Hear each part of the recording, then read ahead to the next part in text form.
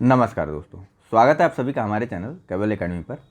देखिए, यह एक छोटी सी इन्फॉर्मेशन है हमारे यूपी पीसीएस टेस्ट सीरीज के पीडीएफ पेड ग्रुप की। तो इस पेड ग्रुप को ज्वाइन करने के लिए आपको हमारे व्हाट्सएप नंबर 9044883929 पर हाय या हेलो कुछ भी लिख करके भेजना होगा। बाकी की सभी जानकारी या सभी चीज़ें आपको जो है वहाँ पर प्रोवाइड करवा दी जाएंगी। तो चलिए शुरू करते हैं फिलहाल टेस्ट सीरीज को।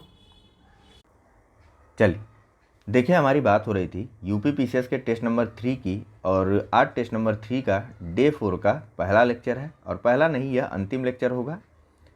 इसके साथ ही हमारा जो है टेस्ट नंबर 3 जो है पूरी तरीके से कंप्लीट हो जाएगा। कल से हम लोग बात करेंगे टेस्ट नंबर 4 की, जिसकी पीडीएफ जो है ऑलरेडी पेड ग्रुप के जो मेंबर हैं उनको प्रोवाइड करवा दी गई है। तो चलिए फटाक से शुरू कर लेते हैं। यहाँ पूछा जा रहा है कि दिसंबर 2020 में निम्नलिखित में से किस राज्य सरकार ने भारत का पहला जेंडर हब स्थापित करने की घोषणा की? ए केरल, बी तमिलनाडु, सी आंध्र प्रदेश या फिर डी पश्चिम बंगाल। चलिए, इसका जो सही आंसर है वह है ऑप्शन नंबर ए, केरल सरकार और यूनाइटेड नेशन वुमेन्स के बीच एक समझौता हुआ और उसी के अनुसार भारत का जो पहला जेंडर हब है वह केरल में स्थापित किया जा रहा है। जेंडर हब को लेकर के इतना मत परेशान होइए, जेंडर इक्वलिटी की बात करता है जेंडर हब, यानी कि पुरुषों को, महिलाओं को पुरुषों के समान अधिकार देने की बात जैसे कार्यक्रम इसमें आयोजित किए जाएंगे। ठीक है, लैंगिक समानता को लेकर के इसमें विभिन्न प्रकार के आयोजन और कार्यक्रम इसके द्वारा आयोजित किए जाएंगे। ठीक है, चलिए बात करते हैं अगले प्रश्न की। एक चीज़ और है यार, लाइक करने के लिए मैं बोलता नहीं तो आप लोग भी लाइक नहीं करते हो, बोलता हूँ तो करते हो, नहीं बोलता हूँ तो नहीं करते हो। थोड़ा सा किया करिए, मैं भूल जाता हूँ फ्लो में बोलना। यहाँ पूछा जा रहा है कि नेक्स्ट प्रश्न चलते हैं कि हाल ही में एनटीपीसी द्वारा सुबनसिरी जल विद्युत परियोजना को मार्च 2020 तक प्रारंभ होने का अनुमान व्यक्त किया गया है। सुबनसिरी जल विद्युत परियोजना स्थित है ए असम तथा पश्चिम बंगाल की सीमा पर, बी सिक्किम तथा भूटान की सीमा पर, सी असम तथा अरुणाचल प्रदेश की सीमा पर या डी मेघालय तथा अरुणाचल प्रदेश की सीमा पर। चल, इसका जो सही आंसर है वह है ऑप्शन नंबर सी, सुबनसिरी जल विद्युत परियोजना या फिर Subansiri hydro electric power project की स्थापना जो है असम तथा अरुणाचल प्रदेश की सीमा पर किया जा रहा है। इसको जो है मार्च 2020 तक इसके प्रारंभ होने का अनुमान लगाया गया है। ठीक है, सुबनसिरी नदी देखिए यह ब्रह्मपुत्र की सहायक नदी है, और बाकी जो है इसकी डिटेल हम लोग ज्योग्राफी के लेक्चर में देख चुके हैं या आगे और देखेंगे भी। बात करते हैं नेक्स्ट प्रश्न की। यहाँ पूछा जा रहा है कि निम्नलिखित कथनों पर विचार करें। पहला, उपन्यास सग्गी बैन को वर्ष 2020 के लिए बुकर पुरस्कार से सम्मानित किया गया। दूसरा, उपन्यास सग्गी बैन के लेखक स्कॉटलैंड के डगलस स्टुअर्ट हैं। सत्य कथन बताना है आपको। ऑप्शन है ए केवल एक, बी केवल दो, सी दोनों एक व दो या डी न तो एक न ही दो। चलिए, इसका जो सही आंसर है वह है ऑप्शन नंबर सी, दो के दोनों ही कथन सही हैं। देखिए, इस बार यानी वर्ष 2020 का पुरस्कार दिया गया उपन्यास सग्गी बैन को, और इसके लेखक हैं स्कॉटलैंड के डगलस स्टुअर्ट। नाम याद रखिएगा, बुकर पुरस्कार किसको मिला इस वर्ष का? सग्गी बैन को मिला, और इसके लेखक हैं डगलस स्टुअर्ट जो कि स्कॉटलैंड के रहने वाले हैं। नेक्स्ट, निम्नलिखित में से कौन हाल ही में तेलंगाना उच्च न्यायालय की पहली महिला मुख्य न्यायाधीश बनी? ए Hema Kohli, B Sudha Chandran, C S Fatima या डी सुंदरी जयवर्धन। चलिए, इसका जो सही आंसर है वह है option number A, Hema Kohli जो है यह तेलंगाना उच्च न्यायालय की पहली महिला मुख्य न्यायाधीश बनी है। ठीक है, जनवरी 2021 में इस चीज़ की घोषणा की गई थी, या फिर इन्होंने जनवरी 2021 में तेलंगाना उच्च न्यायालय के मुख्य न्यायाधीश के तौर पर शपथ ली थी। किसने? हेमा कोहली ने। नेक्स्ट बताइए, हाल ही में भारत के किस राज्य में देश के प्रथम पोलिनेटर पार्क का उद्घाटन किया गया? ए हिमाचल प्रदेश, बी कर्नाटक, सी जम्मू एवं कश्मीर या डी उत्तराखंड। चलिए देखिए, सबसे पहले जानिए पॉलिनेटर पार्क क्या होता है। देखिए, जो जीव परागण में सहायक होते हैं, जो जीवों की जो प्रजातियां परागण के हेतु सहायक होती है, उनके लिए इस पार्क का उद्घाटन या इस प्रकार का एक पार्क बनाया गया है। ठीक है, यह पहला पार्क है। परागण का क्या मतलब है? जो जीव जो है फूलों से जो है बीजों को चुनते हैं और इधर उधर गिराते हैं, जैसे मधुमक्खी वगैरह हो गई, मधुमक्खी हो गई, तितली हो गई, यह सभी जीव परागण में सहायक होते हैं। ठीक है, तो अब बात करते हैं आगे प्रश्न की। तो देखिए, पहला पॉलिनेटर पार्क का उद्घाटन किया गया है उत्तराखंड में, ठीक है। कहाँ पर? तो पहला पॉलिनेटर पार्क जो है उत्तराखंड के हल्द्वानी में बनाया जा रहा है, ठीक है। उत्तराखंड के हल्द्वानी में पहले पॉलिनेटर पार्क की स्थापना की जा रही है। नेक्स्ट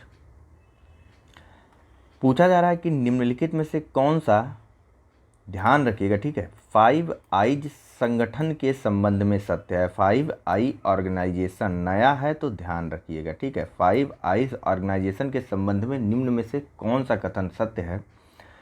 पहला, इस संगठन का निर्माण उइगर लोगों पर चीन के प्रतिबंध पर नज़र रखने के लिए किया गया है। दूसरा, इस संगठन में अमेरिका, ऑस्ट्रेलिया, कनाडा, ब्रिटेन व न्यूजीलैंड शामिल हैं। आपको बताना है कौन सा कथन सत्य है। कूट है आपके सामने, ए केवल 1, बी केवल 2, सी दोनों 1 व 2, या डी न तो 1 न तो 2। चलिए, इसका जो सही आंसर है वह है ऑप्शन नंबर सी, 2 के दोनों ही कथन सही हैं। 5 आई क्या नाम था बताइए? 5 आई जो ऑर्गेनाइजेशन है वह चीन में जो उइगर मुसलमान हैं इन पर, चीन पर नाना प्रकार के या कई प्रकार के जो प्रतिबंध लगाए जा रहे हैं उन प्रतिबंधों पर नज़र रखने के लिए 5 आइज ऑर्गेनाइजेशन का गठन किया गया है। और उस 5 आइज ऑर्गेनाइजेशन में अमेरिका, ऑस्ट्रेलिया, कनाडा, ब्रिटेन और न्यूजीलैंड शामिल हैं। और हाल ही में जापान को भी इसमें शामिल कर लिया गया है। यह भी आप लोग नोट डाउन करके रख लीजिएगा, ठीक है। भारत इसमें शामिल नहीं है, यह भी आपको नोट डाउन करके रख लेना होगा। नेक्स्ट, हाल ही में भारत एवं किस देश के मध्य चीलाहाटी हल्दीबाड़ी रेल लिंक को पुनः खोलने की घोषणा की गई? ए अफगानिस्तान, बी पाकिस्तान, सी नेपाल, या डी बांग्लादेश। चलिए, इसका जो सही आंसर है वह है option number D, Chilahati Haldibari rail link जो है ना, यह कलकत्ता टू सिलीगुड़ी वाला जो रेल नेटवर्क या फिर जो रेल खंड है उसी का एक हिस्सा है, ठीक है। चीलाहाटी भारत में है और हल्दीबाड़ी जो है यह कहाँ पर है बताइए? दोनों बता दीजिए आप कहाँ है, चीलाहाटी चलिए और हल्दीबाड़ी। नेक्स्ट यहाँ बताइए, पूछा जा रहा है कि हाल ही में संयुक्त राष्ट्र विकास कार्यक्रम द्वारा मानव विकास रिपोर्ट 2020 में 189 देशों की सूची में भारत का स्थान है। ए 131वां, बी 130वां, सी 99वां, या फिर डी 141वां। चलिए, देखिए, सबसे पहले यहाँ पर आप ये जान लीजिए कि जो मानव विकास रिपोर्ट या फिर जो ह्यूमन डेवलपमेंट रिपोर्ट है यह किसके द्वारा जारी की जाती है? तो यह जारी की जाती है यूनाइटेड नेशनल डेवलपमेंट प्रोग्राम यानी कि यूएनडीपी या फिर संयुक्त राष्ट्र विकास कार्यक्रम के द्वारा, ठीक है। कितने देश इसमें शामिल रहते हैं? तो 189 देश शामिल हैं। और वर्ष 2020 के ह्यूमन डेवलपमेंट रिपोर्ट में भारत का स्थान रहा 131वां। 2019 के ह्यूमन डेवलपमेंट इंडेक्स में भारत का स्थान था, बताइए कितना? चलिए आप लोग कमेंट करके बताइए इसे, ठीक है। मैं बताने वाला था लेकिन आप लोग कमेंट करके बताइए। 2019 में भारत का स्थान क्या था ह्यूमन डेवलपमेंट रिपोर्ट में, इंडेक्स नहीं, ह्यूमन डेवलपमेंट रिपोर्ट में। नेक्स्ट, दिसंबर 2020 में एथनोलॉग द्वारा जारी रिपोर्ट के अनुसार हिंदी को विश्व में बोली जाने वाली भाषा के रूप में कौन सा स्थान प्राप्त है? ए दूसरा, बी तीसरा, सी चौथा, या डी पहला। देखिए, शीर्ष 3 को बताऊं इसमें, फिलहाल इसका आंसर अभी देखते हैं। इसमें जो शीर्ष 3 देश हैं, जो एसडीआर रिपोर्ट आई है यूएनडीपी के द्वारा, तो उसमें जो शीर्ष के 3 देश हैं वो हैं नॉर्वे, कभी कभी पूछ लेता है, ठीक है, नॉर्वे, आयरलैंड और स्विट्जरलैंड। आपको बताना है कि 2019 में भारत का कौन सा रैंक था एसडीआर रिपोर्ट में। यहाँ का जो सही आंसर है वह है ऑप्शन नंबर बी। भारत की जो हिंदी है वह विश्व में तीसरी सबसे ज़्यादा बोले जाने वाली भाषा है। प्रथम 2 भाषाओं में पहली भाषा है अंग्रेजी और दूसरे नंबर पर कौन सी भाषा है? दूसरे नंबर पर चीन की जो भाषा है मंदारिन, इसका स्थान आता है। नेक्स्ट बात करते हैं अगले प्रश्न की। युग्म दिए हुए हैं, पूछा जा रहा है कि कौन सा लौह अयस्क किस क्षेत्र में है, ठीक है। एक तरफ लौह अयस्क क्षेत्र है और दूसरी तरफ राज्य है, और आपको बताना है कि कौन सा सही सुमेलित है। पहला है नाथरा की पाल गुजरात, दूसरा है थूर हुंडेर राजस्थान, तीसरा है पंसीरा बुरु झारखंड। पूछ रहा है कौन सा सुमेलित है और ऑप्शन है ए पहला तथा तीसरा, बी दूसरा तथा तीसरा, सी पहला तथा दूसरा या डी केवल 3। चलिए इसका जो सही आंसर है वह है ऑप्शन नंबर बी। ठीक है, थूर हुंडेर राजस्थान में है, पंसीरा बुरु भी झारखंड में है और नाथरा की पाल जो है यह राजस्थान में है। ठीक है, नाथरा की पाल और थूर हुंडूर लौह अयस्क क्षेत्र जो है यह दोनों के दोनों राजस्थान में है और पंसीरा बुरु लौह अयस्क क्षेत्र यह झारखंड में है। नेक्स्ट बात करते हैं अगले प्रश्न की। यहाँ पूछा जा रहा है कि सजगी क्या है। ए सूर्य, पृथ्वी तथा चंद्रमा की एक ही सीधी रेखा में स्थिति, बी सूर्य तथा चंद्रमा के बीच पृथ्वी की स्थिति, सी पृथ्वी की एक ओर सूर्य तथा चंद्रमा की स्थिति या डी सूर्य चंद्रमा की समकोणीय स्थिति। चलिए बताइए, इसके बारे में तो बताया गया है, इन दोनों ऑप्शंस के बारे में तो बताया है मैंने, आपको इन्हीं दोनों में विचार करना है मेरे ख्याल से, अगर ज्योग्राफी वाला टेस्ट सीरीज आपने लगाया होगा तो। फिलहाल यहाँ का जो सही आंसर है वह तो है ऑप्शन नंबर ए। एक ही सीध में जब सूर्य, पृथ्वी तथा चंद्रमा आते हैं तो उस स्थिति को बोला जाता है सजगी। ठीक है, दूसरी चीज़ यहाँ पर क्या स्थिति होगी तो देखिए, जब सूर्य तथा चंद्रमा के बीच में पृथ्वी आती है तब वह स्थिति होती है चंद्र ग्रहण की। ठीक है, एक तरफ सूर्य हो गया, एक तरफ चंद्रमा हो गया और बीच में अगर पृथ्वी आ गई तो यह स्थिति कहलाती है चंद्र ग्रहण की। वहीं पृथ्वी के यदि एक ओर सूर्य तथा चंद्रमा हो जाए तो वह स्थिति हो जाती है सूर्य ग्रहण की। ठीक है, और यह दोनों स्थिति भी सजगी की अवस्था ही होते हैं, क्योंकि पृथ्वी, सूर्य और चंद्रमा एक ही रेखा में आ जाते हैं। लेकिन जब यहाँ पर स्पष्ट रूप से दिया है तो आप सीधे आंसर इसको लगाएंगे, सजगी को लेकर के। ध्यान दीजिएगा, ठीक है, हमको वहाँ पर बेस्ट आंसर देना होता है एग्ज़ाम में। नेक्स्ट ये वाला तो आप लोग बताइए कि निम्नलिखित में से किस एक शासक ने अभिवादन को 4 तस्लीम तथा जमी बोसी के अभिवादन के 4 तस्लीम तथा जमी बोसी के तरीके को अपनाया था। ए बाबर, बी बलबन, सी शाहजहां या डी अकबर। चलिए देखिए, शाहजहां द्वारा जो है 4 तस्लीम और जमी बोसी के तरीके को अपनाया गया था अभिवादन के लिए। एक होता था दंडवत होकर प्रणाम करना और दूसरी होता था राजा के पैरों को चूमना। ठीक है, नेक्स्ट यहाँ बताइए, निम्नलिखित युग्मों में से कौन सा सही सुमेलित नहीं है।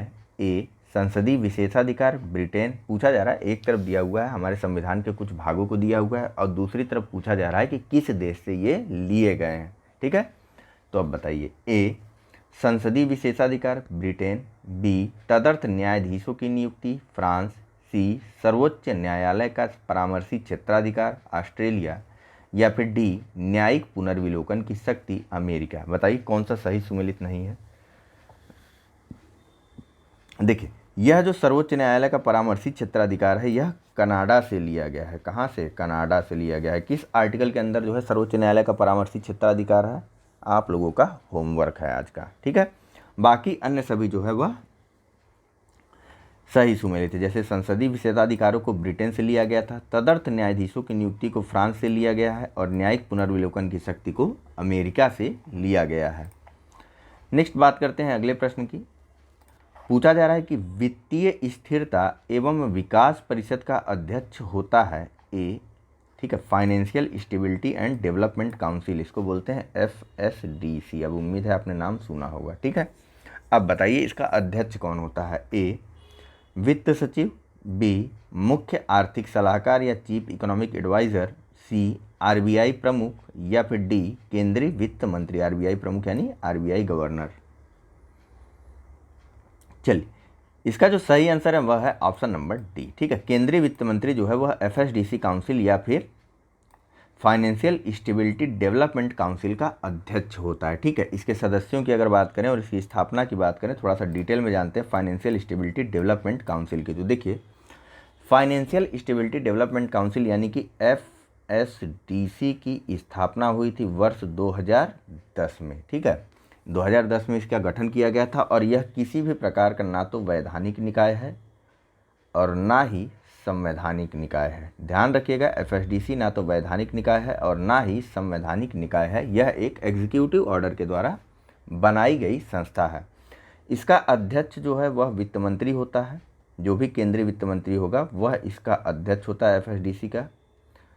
दूसरी तरफ इसके अन्य सदस्यों की बात करें तो आरबीआई का गवर्नर, वित्त सचिव, आर्थिक मामलों के विभाग का सचिव, वित्तीय सेवा के विभाग का सचिव और चीफ इकोनॉमिक एडवाइज़र इसके सदस्य होते हैं। वहीं संस्थाओं की बात करें तो सेबी, इरडा और पीएफआरडीए, वो जो pension fund and regulatory development authority है ना, वो पीएफआरडीए के अध्यक्ष, सेबी, इरडा और पीएफआरडीए के अध्यक्ष भी एफएसडीसी के सदस्यों में शामिल होते हैं। कार्य क्या क्या है एफएसडीसी का, तो देखो भैया, एफएसडीसी का काम है वित्तीय स्थिरता, वित्तीय क्षेत्र का विकास, अंतर नियामकीय समन्वय बनाए रखना। देखिए आरबीआई भी शामिल है और वित्त मंत्रालय के सचिव भी शामिल है, एक तरफ सेबी भी शामिल है, दूसरी तरफ इरडा भी शामिल है, पीएफआरडीए भी शामिल है। तो विभिन्न लोग मिलते हैं जब एक जगह, तो ये सिंपल है कि यहाँ पर अंतर नियामकीय समन्वय को भी स्थापित करने का प्रयास किया जाता होगा। इसके अलावा इसका उद्देश्य है वित्तीय साक्षरता को बढ़ावा देना और वित्तीय समावेशन को बढ़ावा देना, और इसके साथ साथ जो प्रमुख बड़ी बड़ी कंपनियां हैं इनकी आर्थिक स्थिति का भी आकलन करना। ठीक है, और एक अन्य महत्वपूर्ण चीज़ आप लोग ध्यान दीजिएगा कि एफएसडीसी को कार्य करने के लिए कोई अलग से फंड अलॉट नहीं होता है। ठीक है, चलिए नेक्स्ट बात कर लेते हैं। पूछा जा रहा है कि दिसंबर 2020 में प्रतिष्ठित टाइम पत्रिका द्वारा निम्नलिखित में से किसे time person of the year 2020 चुना गया? ए जो बाइडन, बी कमला हैरिस, सी डोनाल्ड ट्रंप या फिर डी ए तथा बी दोनों। देखिए time person of the year 2020 चुना गया जो बाइडन और कमला हैरिस को। ठीक है, यह अभी राष्ट्रपति बने हैं अमेरिका के और यह बनी है उप राष्ट्रपति। नेक्स्ट, हाल ही में जारी किए गए जलवायु प्रदर्शन सूचकांक 2020 climate change performance index CCPI बोला जाता है इसको। ठीक है, तो CCPI 2020 में 20 के संबंध में बताइए क्या सत्य है। पहला, वर्ष 2020 में भारत का इस सूचकांक में 9वां स्थान है। दूसरा, वर्ष 2019 में इस सूचकांक में भारत का स्थान 10वां था। तीसरा, अमेरिका 61वें स्थान के साथ सबसे खराब प्रदर्शन करने वाला देश रहा। कूट है आपके पास ए केवल 1, बी 2 और 3, सी केवल 3 या डी उपरोक्त सभी। बताइए कौन कौन सा कथन सत्य है। चलिए, इसका जो सही आंसर है वह है ऑप्शन नंबर सी। ठीक है, केवल और केवल तीसरा कथन सही है कि जो CCPI इंडेक्स आया है क्लाइमेट, बताइए क्या CCPI index climate change performance index जो 2020 का आया है, उस रिपोर्ट में अमेरिका जो है यह 61वें स्थान के साथ विश्व में सबसे खराब प्रदर्शन करने वाला देश रहा। वहीं CCPI इंडेक्स 2020 में भारत का जो स्थान था वह था 10वां और वर्ष 2019 में भारत का CCPI इंडेक्स में स्थान था 9वां। ठीक है, कौन जारी करता है इस CCPI इंडेक्स को, तो इसको जो है जर्मन वाच और न्यू क्लाइमेट इंस्टीट्यूट और इसके अलावा एक अन्य संस्था है क्लाइमेट एक्शन नेटवर्क, इन तीनों के द्वारा मिल करके संयुक्त रूप से इस रिपोर्ट को वार्षिक आधार पर जारी किया जाता है। और ये तीनों संस्थाएं 2005 से इस रिपोर्ट का प्रकाशन कर रही हैं। ठीक है, CCPI जो है यह रिपोर्ट जारी की जाती है 57 देशों और प्लस एक है संघ। वह कौन सा संघ है, तो वह है यूरोपियन यूनियन। ठीक है, यूरोपियन यूनियन और अन्य 57 देशों को के लिए यह रिपोर्ट जारी की जाती है जिसका नाम है जलवायु प्रदर्शन सूचकांक या फिर climate change performance index. Next आगे बात करते हैं। हाल ही में भारत ने किस देश की नौसेना के साथ मिलकर पासेक्स अभ्यास का आयोजन संपन्न किया? ए इजराइल, बी रूस, सी ग्रेट ब्रिटेन या डी USA। चलिए, इसका जो सही आंसर है वह है ऑप्शन नंबर बी, रूस की नौसेना और भारतीय नौसेना द्वारा मिलकर के संयुक्त रूप से पूर्वी हिंद महासागर में पासेक्स अभ्यास का आयोजन किया गया। ठीक है, कब, तो दिसंबर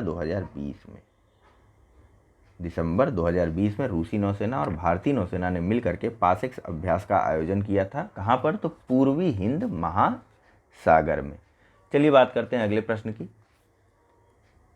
यहाँ पूछा जा रहा है कि निम्नलिखित में से किस भारतीय मूल के व्यक्ति को WHO फाउंडेशन के पहले मुख्य कार्यकारी अधिकारी यानी कि चीफ एग्जीक्यूटिव ऑफिसर या फिर CEO के रूप में हाल ही में नियुक्त किया गया? ऑप्शन है ए अनिल सोनी, बी रमेश चंद्र, सी दीपक आहूजा या डी सौम्या स्वामीनाथन।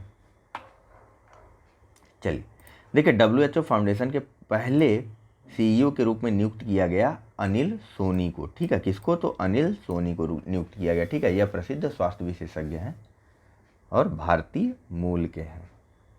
नेक्स्ट बात करते हैं अगले प्रश्न की। पूछा जा रहा है कि हर बेटी हर महिला का सम्मान सुनिश्चित करने हेतु निम्नलिखित में से किस एक योजना की शुरुआत उत्तर प्रदेश में हाल ही में की गई? ए मिशन शक्ति, बी नारी सुरक्षा, सी बेटी है तो कल है या फिर डी मिशन स्वाभिमान।